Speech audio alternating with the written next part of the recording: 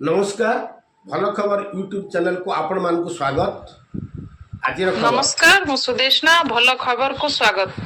Chitrakonda block अंतर्गत गुंठावाड़ा ग्राम पंचायत कार्यालय परिसर रे जन अभियोग शुणाणी शिविर अनुष्ठित हो जाइछि।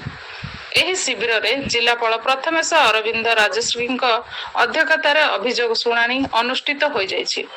शिविर रे मुख्य उन्नयन अधिकारी तथा निर्वाही अधिकारी दाशरथी सराबू और उपजिलापाल दुर्योधन भोई प्रमुख उपस्थित रही जनसाधारण समस्या सीधा सड़क शुणी। एही शिविर रे आखपाख अंचल प्रबल जनसमागम होइथिबा बेले लोकंकु तुरंत सरकारी सेवा जोगाइया पई विभिन्न विभाग पक्षरु अनेक स्वतंत्र कैंप मध्य आयोजित कराइथिला। विशेष करी स्वास्थ्य विभाग, कृषि विभाग एवं महिला और शिशु विकास विभाग पक्षरु स्टॉल स्थापन करा जाई लोकंकु सरकारी योजनार विषय रे अवगत करा जिबा सह तत्काल सेवा प्रदान करा जाइथिला। दिन सारा चलीथिबा ए शिविर रे मोट 50 टी अभियोग पत्र पंजीकृत होइथिला। सेथि मध्यरु 5 टी व्यक्तिगत समस्या भित्तिक होइथिबा बेले 45 टी ग्राम्य भित्तिक समस्या रहिथिला। शिविर रे मुख्यतः मधुबाबू पेंशन योजना, वार्धक्य और विधवा भत्ता पई नूतन आवेदन, प्रधानमंत्री आवास योजना रे पक्का घर पाइबा एवं नूतन राशन कार्ड प्रदान पई लोके गुहारी करिथिले।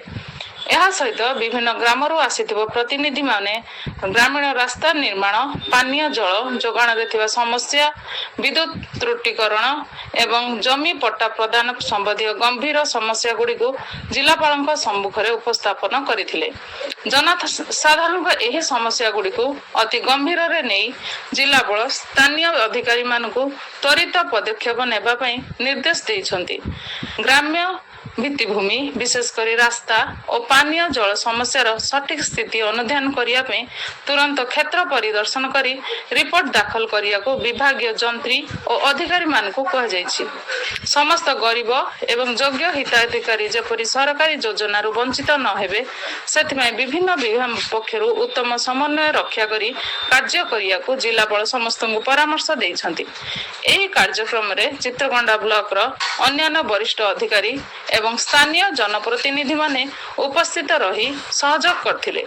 सेहिपरि कालीमार गुमका, माथिलीर कीर्तनपाली, मालकानगिर सिंद्रीमाल, खरीपुटर मुदलीपड़ा, कोरकुंडार दुर्डामेटा एवं पड़िया ब्लॉक रो माटेरू ग्राम पंचायत रे मध्य अभियोग शुणानी अनुष्ठित हो जाइछि।